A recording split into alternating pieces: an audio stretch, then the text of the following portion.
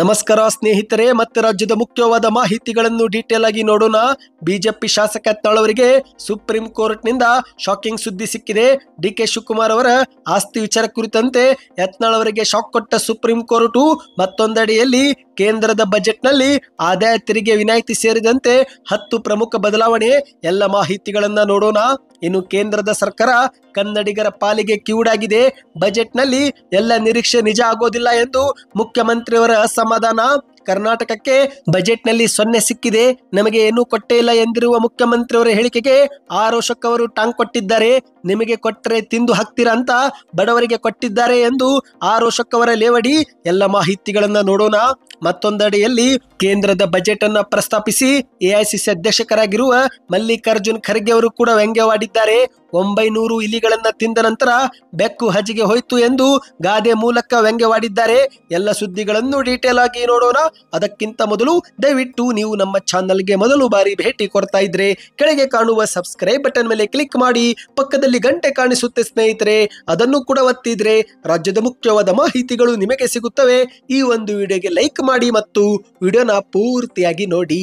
ಮೊದಲನೇ ಮುಖ್ಯವಾದ ಮಾಹಿತಿ, ಈಗ ಬಿಜೆಪಿ ಶಾಸಕ ಯತ್ನಾಳ್ ಅವರು ಸಲ್ಲಿಸಿದ್ದಂತ ಅರ್ಜಿಯನ್ನು ವಿಚಾರಣೆಗೆ ಕೈ ಎತ್ತಿಕೊಂಡಂತ ಸುಪ್ರೀಂ ಕೋರ್ಟ್ ತಿರುಗಿ ಯತ್ನಾಳ್ ಅವರಿಗೆ ತರಾಟೆಗೆ ತೆಗೆದುಕೊಂಡಿದೆ.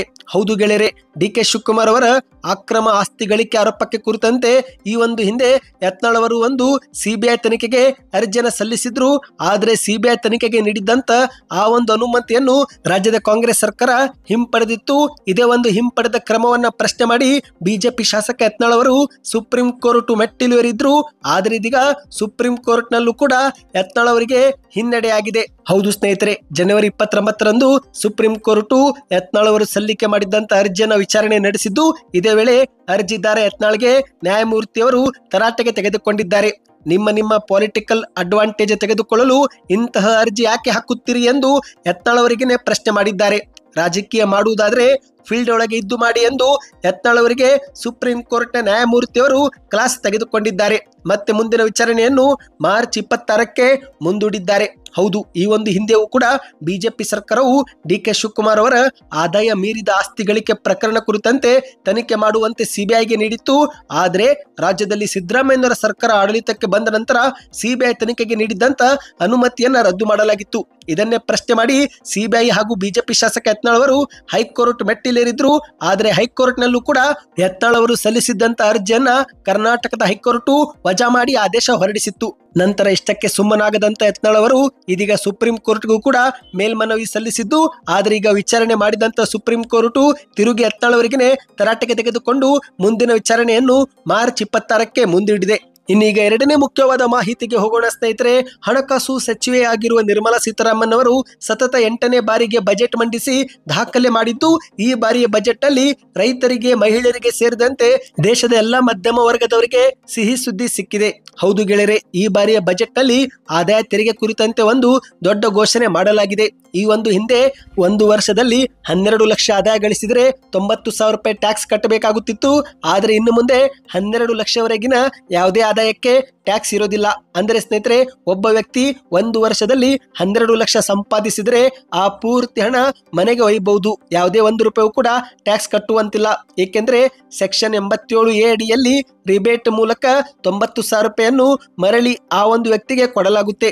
ಈ ಮೂಲಕ 12 ಲಕ್ಷವರೆಗೆ ಪ್ರತಿಯೊಬ್ಬರು ಕೂಡ ಟ್ಯಾಕ್ಸ್ ರಿಯಾಯಿತಿಯನ್ನ ಪಡೆದುಕೊಳ್ಳಲಿದ್ದಾರೆ. ಅಂದ ಹಾಗೆ ಈ ಬಾರಿ ನಿರ್ಮಲಾ ಸೀತಾರಾಮನ್ ಅವರು ಬಜೆಟ್ ಭಾಷಣದಲ್ಲಿ ಆರಂಭದಲ್ಲಿ ಸಬ್ಕಾ ಸಾಥ್ ಸಬ್ಕಾ ವಿಕಾಸ್, ಬಡವರು, ರೈತರು, ಯುವ ಜನತೆ ಸೇರಿದಂತೆ ಪ್ರತಿಯೊಬ್ಬರಿಗೂ ಕೂಡ ಈ ಬಾರಿ ಬಜೆಟ್ ನಲ್ಲಿ ಆದ್ಯತೆ ಕೊಡಲಾಗಿದೆ ಎಂದು ಘೋಷಣೆಯನ್ನ ಮಾಡಿದ್ದಾರೆ. ಅಂದ ಹಾಗೆ ಸ್ನೇಹಿತರೆ, ಈ ಬಾರಿಯ ಬಜೆಟ್ ನಲ್ಲಿ ಜನಸಾಮಾನ್ಯರಿಗೆ 10 ಪ್ರಮುಖ ಯೋಜನೆಗಳನ್ನ ಜಾರಿಗೆ ಮಾಡಲಾಗಿದೆ. ಹಾಗಾದ್ರೆ ಆ 10 ಮುಖ್ಯವಾದ ಬದಲಾವಣೆ ಏನು ಎಂಬುದನ್ನ ಡೀಟೇಲ್ ಆಗಿ ನೋಡೋಣ.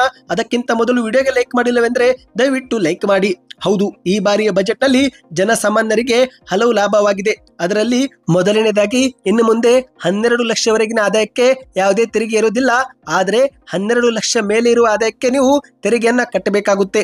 ಇನ್ನು ಎರಡನೇ ಪ್ರಮುಖ ಬದಲಾವಣೆ ಏನೆಂದ್ರೆ ಇನ್ನು ಮುಂದೆ ಮೊಬೈಲ್ ಫೋನು, ಬ್ಯಾಟರಿ ಸೇರಿದಂತೆ 28 ಬಂಡವಾಳ ಸರಕುಗಳ ನೇರ ತೆರಿಗೆಯಲ್ಲೂ ಕೂಡ ವಿನಾಯಿತಿ ಕೊಡಲಾಗುತ್ತಿದೆ. ಈ ಮೂಲಕ ಮುಂದಿನ ದಿನಗಳಲ್ಲಿ ಮೊಬೈಲ್ ಫೋನು ಸೇರಿದಂತೆ ಇತರೆ ಎಲೆಕ್ಟ್ರಾನಿಕ್ ವಸ್ತುಗಳ ಬೆಲೆಯಲ್ಲಿ ಇಳಿಕೆ ಕಾಣಬಹುದು. ಇನ್ನು ಮೂರನೇದಾಗಿ ಹೊಸದಾಗಿ ಸ್ಟಾರ್ಟ್ ಅಪ್ ಬಿಸಿನೆಸ್ ಮಾಡುವವರಿಗೆ ವಿಶೇಷ ಸಾಲ ಯೋಜನೆ ಜೊತೆಗೆ ತೆರಿಗೆ ಪ್ರಯೋಜನವನ್ನು ಕೂಡ ಮುಂದಿನ 5 ವರ್ಷದವರೆಗೆ ವಿಸ್ತರಿಸಲಾಗಿದೆ. ಇನ್ನು ನಾಲ್ಕನೇದಾಗಿ PM ಜನ ಆರೋಗ್ಯ ಯೋಜನೆ ಮೂಲಕ ಕಾರ್ಮಿಕರಿಗೂ ಕೂಡ ಆರೋಗ್ಯ ವಿಮೆ ಸೌಲಭ್ಯವನ್ನ ವಿಸ್ತರಣೆ ಮಾಡಲಾಗಿದೆ. ಇನ್ನು ಐದನೇದಾಗಿ 10 ಲಕ್ಷ ರೂಪಾಯಿವರೆಗಿನ ಶಿಕ್ಷಣ ಸಾಲದ ಮೇಲಿನ TCS ಅನ್ನು ಕೂಡ ವಿನಾಯಿತಿ ಮಾಡಲಾಗಿದೆ. ಇನ್ನು ಆರನೇದಾಗಿ 2.4 ಲಕ್ಷ ರೂಪಾಯಿಂದ 6 ಲಕ್ಷ ರೂಪಾಯಿವರೆಗಿನ ವಾರ್ಷಿಕ TDS ಏರಿಕೆ ಮಾಡಲಾಗಿದೆ. ಈ ಮೂಲಕ ಟ್ಯಾಕ್ಸ್ ಕಟ್ಟುವರಿಗೆ ಮರಳಿ ಹಣವನ್ನ ಪಡೆದುಕೊಳ್ಳಲು ಸಹಾಯಕವಾಗುತ್ತೆ. ಇನ್ನು ಅದೇ ರೀತಿ ಹಿರಿಯ ನಾಗರಿಕರ ತೆರಿಗೆ ಡಿಡಕ್ಷನ್ ಮಿತಿಯು ಕೂಡ 1 ಲಕ್ಷ ರೂಪಾಯಿವರೆಗೆ ಏರಿಕೆ ಮಾಡಲಾಗಿದೆ ಸ್ನೇಹಿತರೆ.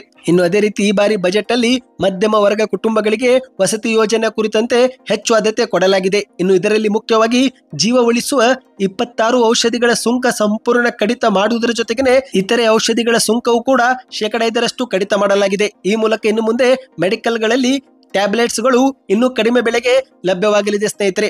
ಹೌದು, ಇಂದು ಜೀವ ಉಳಿಸುವ ಪ್ರಮುಖ ಔಷಧಿ ಬೆಲೆಗಳು ಗಗನಕ್ಕೆ ಮುಟ್ಟಿದ್ದು, ಆದ್ದರಿಂದ ಸಂಪೂರ್ಣ ಸುಂಕವನ್ನ ಕಡಿತ ಮಾಡಿ ಇನ್ನು ಮುಂದೆ ಜೀವ ಉಳಿಸುವ ಔಷಧಿಗಳು ಕೂಡ ಕಡಿಮೆ ಬೆಲೆಗೆ ಅಂದ್ರೆ ಕೈಗೆಟುಕುವ ಬೆಲೆಗೆ ಸಿಗುವಂತೆ ಕೇಂದ್ರದ ಬಜೆಟ್ ಅಲ್ಲಿ ಘೋಷಣೆ ಮಾಡಲಾಗಿದೆ. ಇನ್ನು ಇದೊಂದು ಕಡೆ ಆದರೆ ಈಗ ಮತ್ತೊಂದೆಡೆಯಲ್ಲಿ ರಾಜ್ಯದ ಮುಖ್ಯಮಂತ್ರಿ ಸಿದ್ದರಾಮಯ್ಯನವರು ಕೇಂದ್ರದ ಬಜೆಟ್ ಬಗ್ಗೆ ಆಕ್ರೋಶವನ್ನ ವ್ಯಕ್ತಪಡಿಸಿದ್ದಾರೆ.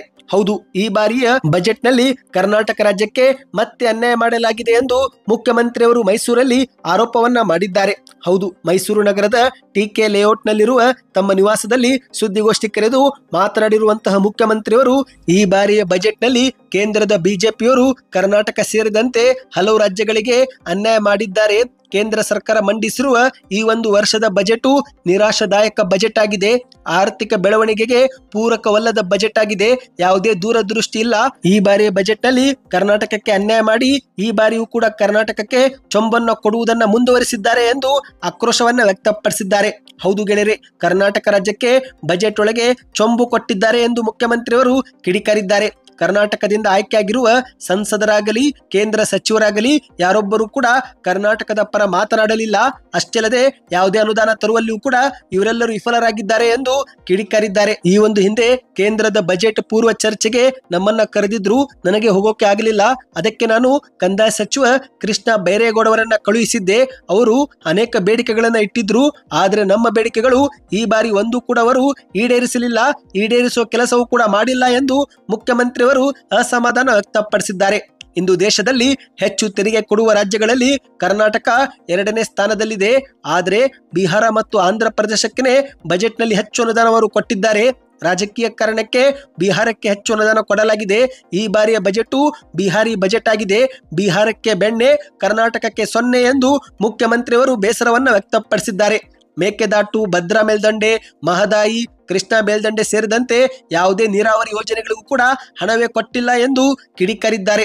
ರಾಯಚೂರಿನಲ್ಲಿ ಏಮ್ಸ್ ಘೋಷಣೆ ಮಾಡ್ತಾರೆ ಎಂಬ ನಿರೀಕ್ಷೆ ಇಟ್ಟಿದ್ದೆವು, ಅದು ಕೂಡ ಬಜೆಟ್ ಒಳಗೆ ಪ್ರಸ್ತಾಪವೇ ಆಗಲಿಲ್ಲ.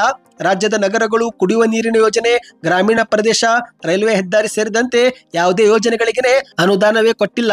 ಈ ಬಾರಿ ಬಜೆಟ್ ನಲ್ಲಿ ನಮಗೇನು ಸಿಕ್ಕೇ ಇಲ್ಲ ಎಂದು ಮುಖ್ಯಮಂತ್ರಿಯವರು ಬೇಸರವನ್ನ ವ್ಯಕ್ತಪಡಿಸಿದ್ದಾರೆ. ಇನ್ನು ಇದೊಂದು ಕಡೆ ಆದರೆ ಮತ್ತೊಂದೆಡೆಯಲ್ಲಿ ಮುಖ್ಯಮಂತ್ರಿಯವರ ಹೇಳಿಕೆಗೆ ಆರೋಶಕ್ ಅವರು ಟಾಂಗ್ ಕೊಟ್ಟಿದ್ದಾರೆ. ಹೌದು ಸ್ನೇಹಿತರೆ, ಕೇಂದ್ರದ ಬಜೆಟ್ ನಲ್ಲಿ ನಮಗೆ ಏನು ಕೊಟ್ಟಿಲ್ಲ ಎಂದಿರುವ ಮುಖ್ಯಮಂತ್ರಿ ಹೇಳಿಕೆಗೆ ಆರೋಶಕ್ ಅವರು ಪ್ರತಿಕ್ರಿಯಿಸಿದ್ದು, ನಿಮ್ಗೆ ಕೊಟ್ಟರೆ ನೀವು ತಿಂದು ಹಾಕ್ತೀರಾ ಅಂತ ಬಡವರಿಗೆ ನೇರವಾಗಿ ಕೊಟ್ಟಿದ್ದಾರೆ ಎಂದು ಆರೋಶಕ್ ಅವರು ಟಾಂಗ್ ಕೊಟ್ಟಿದ್ದಾರೆ. ಇಂದು ಮಾಧ್ಯಮಗಳ ಮುಂದೆ ಬಜೆಟ್ ಬಗ್ಗೆ ಮಾತನಾಡಿರುವಂತಹ ಆರೋಶಕ್ ಅವರು ಈ ಬಾರಿಯ ಬಜೆಟ್ ನಲ್ಲಿ ಕಿಸಾನ್ ಕ್ರೆಡಿಟ್ ಕಾರ್ಡ್ ಮೂಲಕ ರೈತರಿಗೆ ಸಾಲದ ಮಿತಿಯನ್ನು ಹೆಚ್ಚಿಗೆ ಮಾಡಲಾಗಿದೆ. ಈ ಮೂಲಕ ಪ್ರಧಾನಿ ನರೇಂದ್ರ ಮೋದಿ ಅವರು ರೈತರ ಪರವಿದ್ದೇವೆ ಎಂದು ತೋರಿಸಿಕೊಟ್ಟಿದ್ದಾರೆ. ಇನ್ನು ಅದೇ ರೀತಿ ಕೈಗಾರಿಕಾ ಸ್ಟಾರ್ಟ್ಅಪ್ ಗಳಿಗೆ ಉತ್ತೇಜನ ಕೊಡಲಾಗಿದೆ. ಇನ್ನು ಮೊಟ್ಟ ಮೊದಲ ಬಾರಿಗೆ ಉದ್ಯಮ ಸ್ಥಾಪಿಸುವ SC/ST ಮಹಿಳೆಯರಿಗೂ ಕೂಡ 5 ಲಕ್ಷವರೆಗೆ ಸಾಲ ಸೌಲಭ್ಯ ಕೊಡುವಂತೆ ಹೇಳಿದ್ದಾರೆ. ಮಧ್ಯಮ ವರ್ಗದವರಿಗೆ ಬಂಪರ್ ಮೇಲೆ ಬಂಪರ್ ಕೊಟ್ಟಿದ್ದಾರೆ. ತೆರಿಗೆ ವಿನಾಯಿತಿ ಘೋಷಣೆ ಮಾಡಿದ್ದಾರೆ. 1 ಲಕ್ಷ ಸಂಬಳ ತೆಗೆದುಕೊಳ್ಳುವವರಿಗೆ ಇನ್ನು ಮುಂದೆ ನೋ ಟ್ಯಾಕ್ಸ್ ಎನ್ನುವ ಉತ್ತಮ ಬಜೆಟ್ ಅನ್ನೇ ಮಂಡಿಸಿದ್ದಾರೆ ಎಂದು ಆರೋಶಕ್ ಅವರು ಹೇಳಿದ್ದಾರೆ. ಇನ್ನೀಗ ಕೊನೆಯ ಮುಖ್ಯವಾದ ಮಾಹಿತಿಗೆ ಹೋಗೋಣ ಸ್ನೇಹಿತರೆ. ಈಗ ಕೇಂದ್ರದ ಬಜೆಟ್ ಕುರಿತಂತೆ AICC ಅಧ್ಯಕ್ಷರಾಗಿರುವ ಮಲ್ಲಿಕಾರ್ಜುನ್ ಖರ್ಗೆ ಅವರು ಕೂಡ ವ್ಯಂಗ್ಯವಾಡಿದ್ದಾರೆ. 900 ಇಲಿಗಳನ್ನು ತಿಂದ ನಂತರ ಬೆಕ್ಕು ಹಜ್ಗೆ ಹೋಯ್ತು ಎಂದು ಗಾದೆ ಮೂಲಕ ವಾಗ್ದಾಳಿ ಮಾಡಿದ್ದಾರೆ. ಹೌದು, ಇಡೀ ದೇಶವೇ ಹಣದುಬ್ಬರ, ನಿರುದ್ಯೋಗ ಸಮಸ್ಯೆಯಿಂದ ಬಳಲುತ್ತಿದೆ. ಆದರೆ ನರೇಂದ್ರ ಮೋದಿ ಅವರ ಸರ್ಕಾರ ಸುಳ್ಳು ಹೊಗಳಿಕೆ ಗಳಿಸಲು ಹಠ ಹಿಡಿದಿದೆ. 900 ಇಲಿಗಳನ್ನು ತಿಂದ ನಂತರ ಬೆಕ್ಕು ಹಜಿಗೆ ಹೋಯಿತು ಎಂಬ ಗಾದೆಯಂತೆ ಈ ಬಜೆಟ್ ಸಂಪೂರ್ಣವಾಗಿ ಹೊಂದಿಕೊಳ್ಳುತ್ತೆ ಎಂದು ಮಲ್ಲಿಕಾರ್ಜುನ್ ಖರ್ಗೆ ಅವರು ವ್ಯಂಗ್ಯವಾಡಿದ್ದಾರೆ. ಮತ್ತೆ ಮುಂದುವರೆದು ಮಾತನಾಡಿ, ಈ ಬಾರಿಯ ಬಜೆಟ್ ನಲ್ಲಿ ಅಂತಹದ್ದೇನು ವಿಶೇಷವಿಲ್ಲ. ರೈತರ ಆದಾಯ ದ್ವಿಗುಣಗೊಳಿಸುವ ಮಾರ್ಗಸೂಚಿಯೂ ಇಲ್ಲ. ಕೃಷಿ ಸರಕುಗಳ ಮೇಲಿನ GST ದರಗಳಲ್ಲಿ ರಿಯಾಯಿತಿ ನೀಡಿಲ್ಲ. ದಲಿತ, ಬುಡಕಟ್ಟು ಹಾಗೂ ಹಿಂದುಳಿದ ವರ್ಗ ಸೇರಿದಂತೆ ಅಲ್ಪಸಂಖ್ಯಾತ ಬಡ ಮಕ್ಕಳಿಗೆ ಆರೋಗ್ಯ, ಶಿಕ್ಷಣಕ್ಕೂ ಕೂಡ ಯಾವುದೇ ಯೋಜನೆ ಅನುದಾನ ಕೊಟ್ಟಿಲ್ಲ ಎಂದು ಕಿಡಿಕಾರಿದ್ದಾರೆ. ಖಾಸಗಿ ಹೂಡಿಕೆ ಹೆಚ್ಚಿಸಲು ಯಾವುದೇ ಸುಧಾರಣಾ ಕ್ರಮ ತೆಗೆದುಕೊಂಡಿಲ್ಲ. ಬಡವರು, ಕಾರ್ಮಿಕರ ಆದಾಯ ಹೆಚ್ಚಿಸಲು ಕೂಡ ಏನು ಇವರು ಮಾಡಿಲ್ಲ. ಒಟ್ಟಾರೆ ಈ ಒಂದು ಬಜೆಟ್ ಜನರನ್ನ ಮೂರ್ಖರನ್ನಾಗಿಸಲು ಮತ್ತೆ ಮೋದಿ ಸರ್ಕಾರ ಮಾಡಿದ ಪ್ರಯತ್ನವಾಗಿದೆ ಎಂದು ಮಾಧ್ಯಮಗಳ ಮುಂದೆ ವಾಗ್ದಾಳಿ ಮಾಡಿದ್ದಾರೆ. ಇವತ್ತಿಗೆ ಇಷ್ಟೇ ಸ್ನೇಹಿತರೆ. ಈ ಎಲ್ಲ ಮಾಹಿತಿಗಳು ಇಷ್ಟವಾಗಿದ್ರೆ ವಿಡಿಯೋಗೆ ದಯವಿಟ್ಟು ಲೈಕ್ ಮಾಡಿ. ಹೆಚ್ಚಿನ ಮಾಹಿತಿ ಪಡೆಯಲು ಚಾನಲ್ಗೆ ಸಬ್ಸ್ಕ್ರೈಬ್ ಮಾಡ್ತಾ ನಿಮ್ಮ ಅನಿಸಿಕೆಯನ್ನು ಕಮೆಂಟ್ ಮಾಡಿ ಸ್ನೇಹಿತರೆ. ವಿಡಿಯೋ ಹೇಗೆ ಅನಿಸ್ತು ದಯವಿಟ್ಟು ತಿಳಿಸಿ ಮತ್ತು ವಿಡಿಯೋ ದಯವಿಟ್ಟು ಶೇರ್ ಮಾಡಿ.